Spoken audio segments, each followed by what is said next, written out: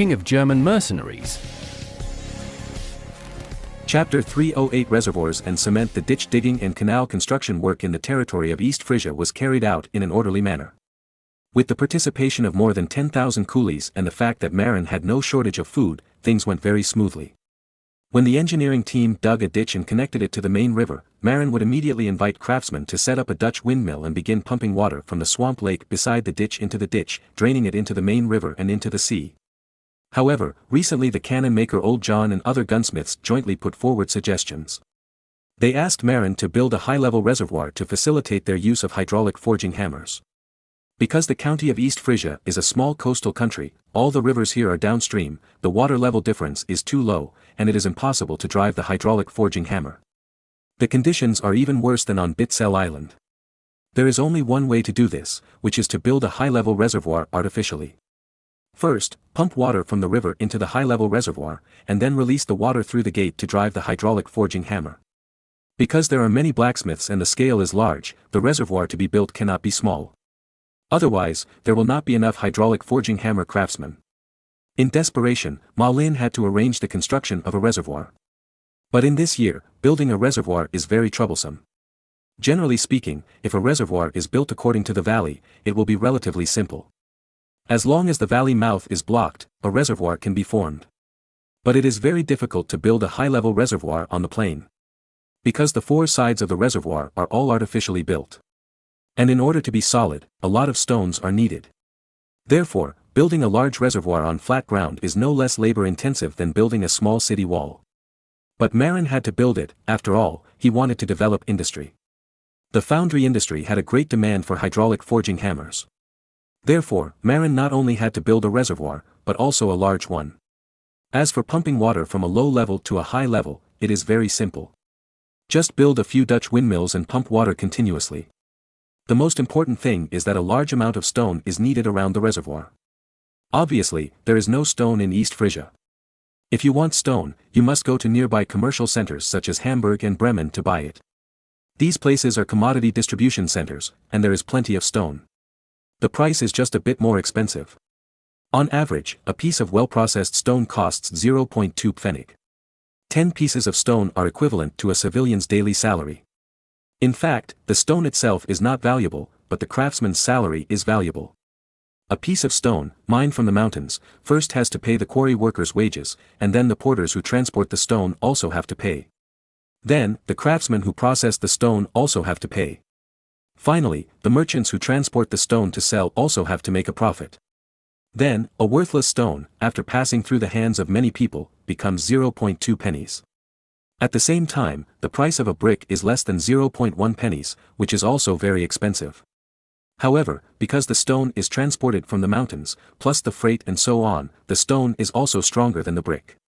Therefore, the price of stone is twice that of brick. Finally, after much deliberation, Marin decided to build a high-level reservoir of 1 square kilometer. In order to save costs, except for the surrounding foundation and walls, which are made of stone, it is better to use bricks for the rest. Because bricks are cheap. You know, this is a reservoir of 1 square kilometer, and the amount of bricks and stones required is amazing. Not only does it need to be fenced off, but bricks are also needed at the bottom of the reservoir to prevent serious water seepage in the reservoir. However, no matter whether it is a stone or brick building, water leakage is inevitable. Unless the gaps between the stones or bricks are sealed with cement. Yeah, how could I forget the cement? Marin slapped his head and immediately made a decision. Marin was very familiar with the formula of cement. The simplest cement was Portland cement, which was a mixture of limestone and clay in a ratio of 3:1. However, the quality of cement with this formula was very average. Therefore, in later cement, the limestone remained unchanged, but the clay was replaced with materials containing other metal components such as iron ore, bauxite, and various slags to improve the quality of cement. Moreover, Marin, who had visited the cement factory in the town before, knew that adding fluorite was a very important part of cement firing. Adding fluorite greatly reduced the temperature required for cement firing. Its effect was similar to adding sodium carbonate when firing glass, which reduced the firing temperature. If you don't know the secret of adding fluorite, it will be very difficult to burn cement. Because the temperature of burning cement is often over 1,000 degrees. If you don't add fluorite, you can only use high calorific value coal and high temperature equipment such as steelmaking furnaces to do it. If you want to use an ordinary vertical kiln to burn cement, unless you use coal as fuel, it will be difficult to reach the required high temperature if you use firewood as fuel without adding fluorite. Marin scoffed at the stories in novels about using earth kilns in a 3-to-1 ratio of limestone to clay to easily make cement. Earth kilns use firewood as fuel, which cannot reach temperatures of several thousand degrees. Without fluorite, there is no way you can make cement successfully. Unless you use coal as fuel directly, as the British did in the 19th century when they invented cement. Even in the first half of the 20th century, cement plants generally added fluorite as a catalyst. Only in the late 20th century, due to the promotion of environmental protection and the advancement of equipment, fluorite was gradually eliminated. All equipment in the 20th century needed to be added with fluorite, but Marin was also drunk that an ancient earth kiln could easily make qualified cement with firewood. Later cement factories gradually abandoned fluorite because it contained fluorine, which was prone to pollution. However, that was also because later firing equipment could easily obtain high enough temperatures, so fluorite could be abandoned. Moreover, cement making does not require high-purity fluorite. Any purity of fluorite will do, and the amount used is not large. Fluorite can now be easily purchased in Hamburg and Bremen. Therefore, Marin planned to start burning ordinary cement.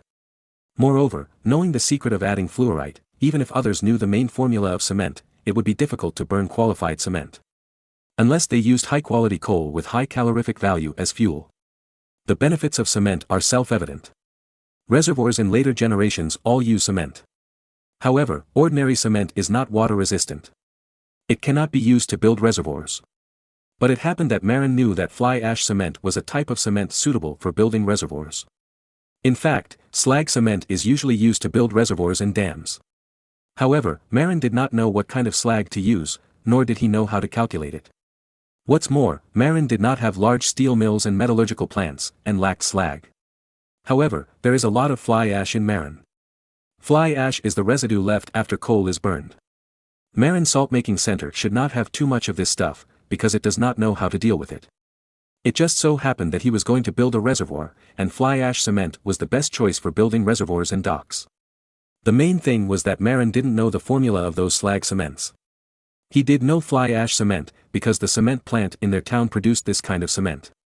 As far as he knew, fly ash cement was limestone, fly ash, a small amount of gypsum and fluorite, which were ground and put into a vertical kiln for firing. He didn't know the specific formula, but he knew that the amount of fly ash should not exceed 40% and not less than 20%. Gypsum and fluorite are both in small amounts and play an auxiliary role. For the rest, he could try a few times to find the best ratio. After thinking about it, Marin selected a group of serfs who knew how to make bricks from among his own serfs, built a vertical kiln for making bricks in a remote place, and began to try to make fly ash cement. In fact, because Marin knew the secret of adding fluorite, he didn't worry about the failure of cement firing. What he wanted to try now was the best ratio of cement. After all, he only knew that the content of fly ash accounted for 20% to 40% of the total, but didn't know the specific ratio. Gypsum and fluorite were also in small quantities, and the specific amount was unknown. After all, who the hell knew that he would travel through time in the future? If he had known earlier, he would have inquired about the specific ratio when he went to the town cement factory to play in junior high school. Because he planned to burn fly ash cement, Marin decided not to buy stone materials, but only bricks. After all, buying bricks can be half the price. Then, buy some raw materials such as limestone, fluorite, and gypsum. However, the purchase of these raw materials is handled by different people, and each person is only responsible for purchasing one item. Fluorite especially needs to be purchased separately to prevent the purchaser from getting all the formula materials. It's not that Marin doesn't trust his subordinates, but after Marin makes cement, others will definitely go to the place where he purchases raw materials to inquire. If one of Marin's subordinates lets one person purchase all the formulas, the person who inquires about the news can easily get the corresponding formula. Buying them separately, with different people responsible for purchasing different materials, is very difficult even to inquire about. Moreover, fluorite and gypsum are not noticeable because of their small quantities. In addition, Marin plans to let his subordinates buy them quietly, so it is difficult for others to know. Bricks combined with cement are as strong as ordinary stones. Moreover, cement fills the gaps and can fully prevent water seepage and leakage. This is very important for reservoirs. However, even if it was just buying bricks, the investment to build a high-level reservoir of 1 square kilometer would be huge, so huge that it was a bit scary. After calculation, it turned out that building a reservoir of 1 square kilometer would require millions of gold coins.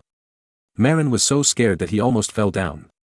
After that, he immediately lowered the standard and reduced the area from 1 square kilometer to 0.2 square kilometers, which was reduced by 5 times.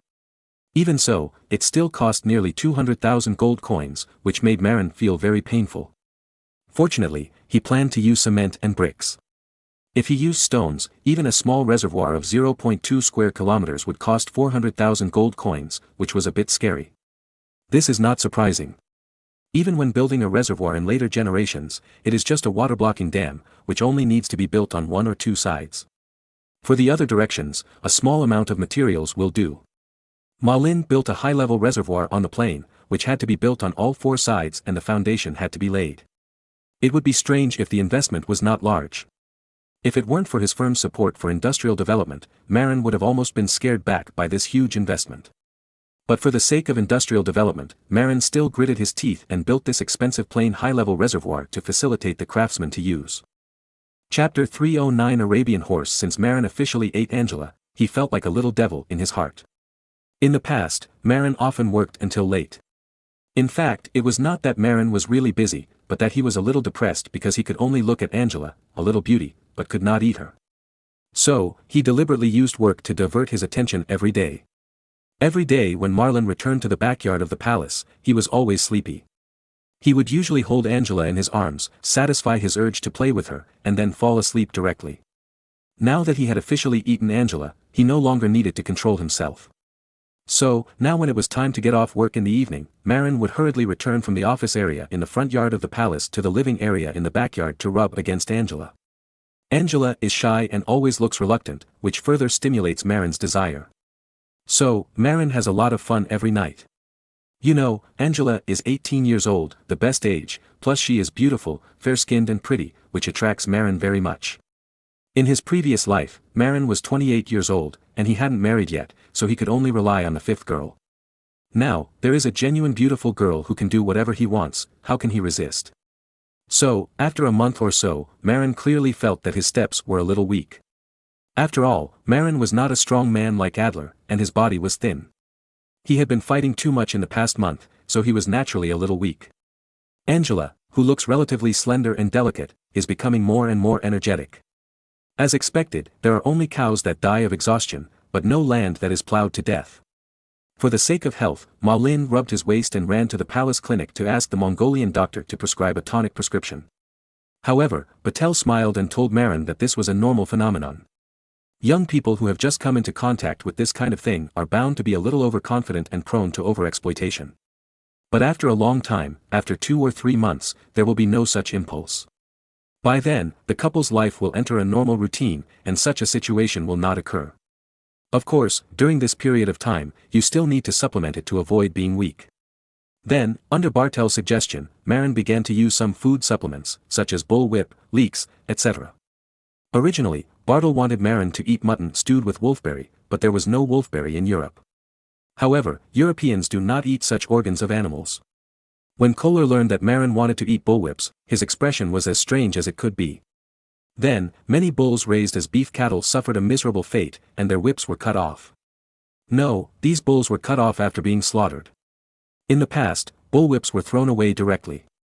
Now, Kohler secretly sent people to collect them and send them to Bartel. After Bartel processed them, he personally stewed them with medicinal herbs and sent them to Marin to prevent the matter from being spread widely. In order to avoid a physical decline at such a young age, Marin began to resume exercise and martial arts. However, the Auric Palace was too small, and it was only good for running around. If he wanted to practice horseback martial arts, Marin had to go to the horse farm in the north of the city. When Marin arrived at the horse farm to practice horse martial arts, he happened to meet Kohler's men who sent a batch of Arabian stallions over. This batch of Arabian stallions was commissioned by Kohler's men to buy from Jewish merchants. Jews traveled between Europe and Arabs and were important middlemen between Europeans and Arabs. At present, Turkey has a very bad relationship with Europeans because of the problems of Constantinople and the Balkan Peninsula, and there is little cooperation between the two sides. However, the Mamluk dynasty still has many trade opportunities with Europe. Moreover, Jerusalem, the holy place in the hearts of Europeans, is also under the control of the Mamluk dynasty. If you want to go on a pilgrimage, you need the consent of the Mamluk dynasty. Therefore, the relationship between Europeans and the Mamluk dynasty is not good, but not bad. Jewish merchants also travel between Europe and the areas controlled by the Mamluk dynasty. The batch of Arabian stallions that Marin wanted were the authentic Arabian horses from the Arabian Peninsula that Jewish merchants purchased from the Mamluk Empire. In fact, in the Arabian Peninsula, Arabian horses are not worth much at all. Even an excellent Arabian war horse is only 20 gold coins. Unlike in Europe, a casual war horse costs 100 gold coins or even more. This is not surprising. During the Arab era, many tribes were still in the nomadic era, and there were too many horses and camels. How could so many horses be sold at a high price? The Jewish merchants took advantage of Marin's ignorance of the market and demanded 100 gold coins for each Arabian stallion, which was obviously no more than 20 gold coins. These 50 Arabian stallions directly extorted Marin 5,000 gold coins. Marin knew it very well, but he didn't care much. It was just a batch of 50 horses, so there was no need to quarrel with the Jewish merchants. However, this also strengthened Marin's determination to set up his own chamber of commerce and run the Egyptian trade route himself. In this era, the Barbary pirates had not yet emerged, and armed merchant ships were still safe in the southern Mediterranean. The only thing that needed to be paid attention to was the coastal areas of Morocco, which was to guard against the Moorish pirates supported by the Moroccan government. However, if 2 or 3 250-class armed merchant ships are used, they will not be afraid of any pirates. Egypt is rich in horses, natural soda ash and mirabolite. These are what Marin needs in large quantities. Before, Marin commissioned the Venetians and Jews to help him buy them, but they were actually exploited. Therefore, Marin planned to hire a group of people to run this route in the future. Although Marin was extorted a sum of money, the Arabian horses selected by the Jewish merchants were still very good. After all, in this era, people who know horses are everywhere. If the Jewish merchants picked some inferior horses to fool Marin, they should be prepared for revenge. These Arabian horses are very beautiful and brave. When Marin went to see them, the lively Arabian horses stared at him curiously. If they were not tied with reins, perhaps those curious Arabian horses would come up to smell Marin and even nudge him. These Arabian horses are generally not tall, with a shoulder height of only about 1.5 meters. Mares may be even lower, with a shoulder height of just over 1.4 meters. Unlike the horses used by local European knights, which are often over 1.6 meters tall, many male horses have a shoulder height of over 1.7 meters. However, as a warhorse, it only needs to be so tall and strong if it needs to carry people wearing full plate armor. If it is used to carry light cavalry, a medium-sized horse like the Arabian horse is just right. However, Marin did not intend to use Arabian horses directly as war horses because Arabian horses have a very important problem, that is, they are afraid of cold. Purebred Arabian horses are born in the Arabian Peninsula and have lived in tropical desert areas since childhood. They are heat-resistant but not cold-resistant and are considered hot-blooded horses. Marin clearly remembered that some wealthy people in the north would lock the Arabian horses in heated rooms every winter after they introduced them. Unlike Mongolian horses, they would stay in the stable even in the coldest weather without any problems. If an Arabian horse is placed in a place like Siberia or the Mongolian plateau where the temperature drops to dozens of degrees below zero in winter, there is a high probability that the purebred Arabian horse will freeze to death. Even though the winter in Western Europe is not very cold, it can sometimes drop to around -10 degrees Celsius, which is very unaccustomed to for Arabian horses. Therefore, when introducing Arabian horses this time, Marin did not plan to introduce mares at all, but directly introduce stallions for breeding. This is because, although the foal will inherit many characteristics of the father, its physical characteristics are closer to the mother. Therefore, when discussing the pedigree of horses, the mare is often given priority. If the mare is cold-resistant, the foal will most likely be cold-resistant as well. However, it will also inherit many of the father's advantages. Therefore, when Europeans began to breed horses in the 18th and 19th centuries, they chose to use excellent local mares that had adapted to the local environment and mate in order to cultivate new horse breeds with high quality and adaptability to the local climate. Based on this idea, Marin commissioned the Jewish merchants to go to the Arabian Peninsula to purchase 50 Arabian stallions for breeding with local mares. In the previous Battle of Lisle County, Marin captured a total of 2,600 Saxon war horses, of which more than 500 were mares. Including his previous 30 French war horses, Marin now has nearly 600 mares. If all of them were used for breeding, each of these 50 Arabian stallions would have an average of 12 wives. One Arabian stallion has to deal with 12 mares. Thinking of this, Marin smiled obscenely. Angela alone made his back sore, wouldn't he be foaming at the mouth if he had to serve 12 women? Then, he looked at the 50 horses with sympathy. Boys, don't get excited. I will use 12 tall and strong, the description is quite reasonable. The mares and war horses seized by Marin, including the French mares before, have a shoulder height of no less than 1.6 meters, which is more than 10 centimeters taller than these Arabian stallions, tough girls to squeeze you dry. After saying this, he whistled away happily, not caring whether these lively Arabian stallions could understand him or not. Thinking of the scene when the short Arabian stallions and the tall European mares were mating, Marin laughed. You know, even when mating, the horses are standing. The mares are so tall, Marin wondered, can the Arabian stallions climb up? Should we make a high platform to make it easier for the Arabian stallions to climb onto the mares? Chapter 310 Recruiting medieval university students. Because he often went to the horse farm in the north of the city to practice martial arts and physical fitness, Marin found that he didn't have enough time. In the past, Prime Minister Geoffrey handled the affairs of the state, wrote down his opinions, and then handed them over to him for review. However, this was too troublesome. Every day, Marin had to work for a long time and give various instructions. Although the East Frisian county was small and did not have many affairs, it still needed people every day. Every time Marin came back from work, he had to deal with a mountain of official documents. Moreover, the only civil servants that East Frisia could offer were Geoffrey and Hayter. Both of them were college students in the Middle Ages and were very capable. It was precisely because of this that Marin was reluctant to get rid of Geoffrey, the former official, and instead retained him. As for the other college student Hayter, Marin needed him to manage legal affairs and serve as the Chief Justice of the county. He had to handle various cases within the county, and his work was no less than Geoffrey's. Therefore, Marin could not transfer Hayter from the court to share the government affairs. Before, Marin had thought about recruiting talents. However, because Marin had not been recognized by the countries before, and with the threat, few people were willing to join Marin, the Earl with an uncertain future. When Marin defeated the army of the Duchy of Saxony, someone finally recognized Marin. At the end of June, the first group of wandering knights who took the initiative to surrender finally arrived. Marin received them with great joy, and then arranged them into the army for 3 months of adaptation training. After that, he planned to let them take over some of the company commander positions that the officers had previously held concurrently. Moreover, Philip, the Grand Master of the Teutonic Knights, also sent a group of young wandering knights who had just arrived in the Teutonic Kingdom to help Marin solve the problem of insufficient number of officers. In this way, the total number of wandering knights in Marin's hands exceeded 60, which was completely enough. After all, a company now had 250 people, and 10,000 people only had 40 companies. In other words, 40 company commanders only needed 40 people. However, for the more than 30 newcomers, Marin planned to select 18 people with outstanding performance based on their performance during the 3-month training period and add them to those companies. The rest would be temporarily added to the militia as company leaders. After all, Marin had to consider the issue of casualties.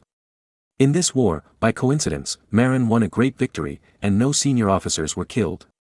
If he was unlucky next time and a senior officer was killed, it would be difficult to find a replacement in a hurry.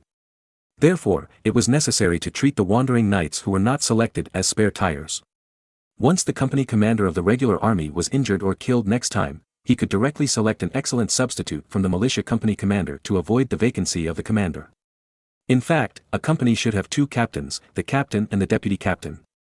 But Marin doesn't have that luxury now, so he has to equip one first. It just so happens that there are 20 substitutes now, which can be supplemented at any time, so there is no need to worry about the shortage of personnel. However, what Marin lacks most now is qualified civil servants. Who had the highest level of talent in the Middle Ages? Naturally, it was the college students who were rare in this era. In the whole of Europe, there were only 80 universities at this time, including some purely theological schools. Moreover, the number of students admitted to universities at this time was very small, with only a few hundred or 1,000 people in a university.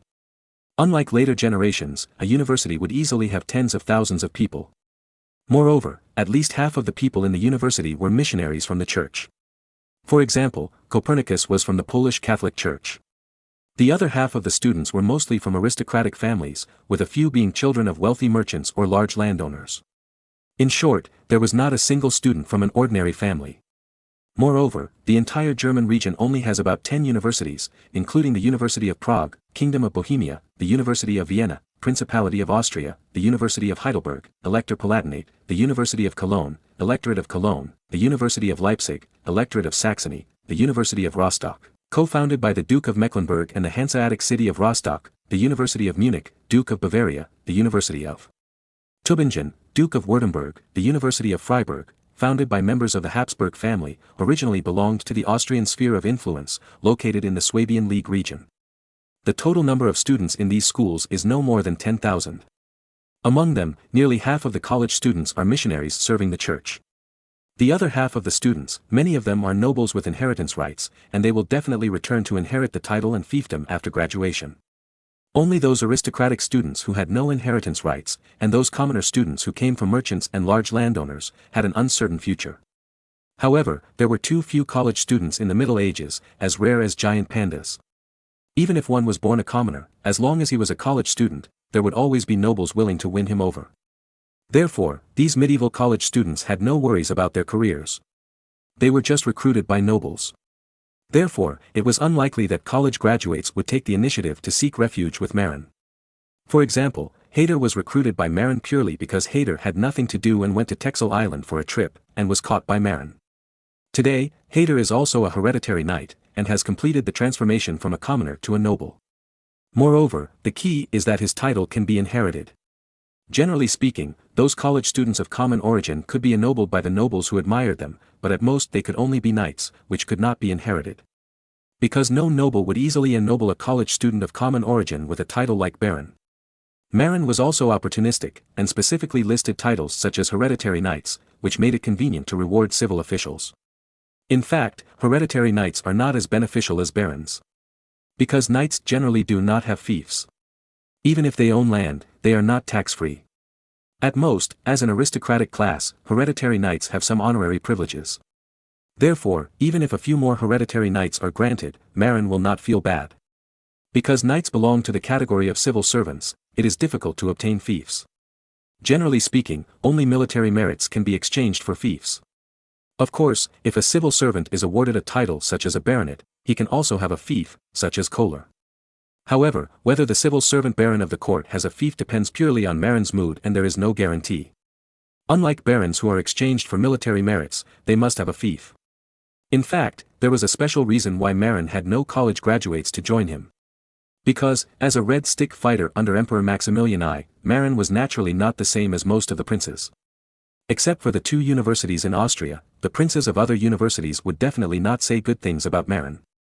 Some princes who were hostile to Marin even sent people to spread bad words about Marin and deliberately discredited him. For example, at the University of Leipzig in Saxony, there is a legend that Marin is a murderer, and it is also said that Marin likes to cut up and cook children. Now, in Saxony, the name Marin has almost become a synonym for the devil, to the point of being scary enough to make children stop crying. In the Middle Ages, when information was not well developed, such rumors were very powerful. Marin didn't even know how he was slandered by those princes. To give an example, Marin is now like the fat brother who was slandered by the Americans before his rebirth. And, what's worse is that the fat brother did have a lot of black spots on him, so it's normal for him to be slandered. And Marin was a promising young man who was much better than his peers, but he was also slandered. In order to make things easier for himself, Marin asked Kohler to send a group of people to the nearby University of Cologne to recruit graduates, but they were all rejected. Then, Kohler's men heard a lot of bad things about Marin in Cologne. Moreover, the bad things about Marin that were circulated in the University of Cologne were considered mild. After all, the Archbishop of Cologne was not that hostile to Marin. Unlike the Duke of Saxony who was hostile to Marin, he had slandered Marin into a super perverted murderer at the University of Leipzig. Seeing that his subordinates were unable to attract college students, Marin had no choice but to find the Chief Justice of East Frisia, Heidel Lehmann, and asked him to help recruit people from the University of Cologne in the name of alumni. In order to motivate Hayder, Marin promised that Hayder would receive a referral fee of 500 gold coins for each graduate of the University of Cologne he recruited. Moreover, if Hayder recruited more than 20 people, Marin would also confer the title of ordinary knighthood on Hayder's second son, who had no inheritance rights, and rank him among the nobles. Of course, Marin also promised that he would never let anyone else replace Hayder's position as the Chief Justice. Unless Hayder was promoted. Stimulated by this, Hayder brought a group of men and went straight to the University of Cologne without caring about the trial of the case, and began lobbying and deceiving the younger students. In order to help Hader to hold the scene, Marin gave Hader a large amount of gold coins as activity funds, so that he did not have to save money and treated his juniors to a feast. In order to improve the quality of the banquet, Marin even sent 2 court chefs to help Hader prepare delicious dishes to ensure that Hader's juniors would eat well. Not only that, Marin also arranged 10 knight officers with good martial arts, wearing polished half-body plate armor, pretending to be guards, following Hader all day long to strengthen his momentum and increase his status. In addition, Marin allowed Hader to offer attractive salaries in order to impress college students from ordinary families and encourage them to come to East Frisia to work. Marin is not short of money. If he can recruit college students from the Middle Ages, it is not something that can be measured by money. Those college students from commoner families and small noble families are easily moved by high salaries. Moreover, the civil service system of the East Frisian state is seriously short of people. In addition to being able to impress those college students with high salaries, those civil service positions that are actually vacant there are also very tempting.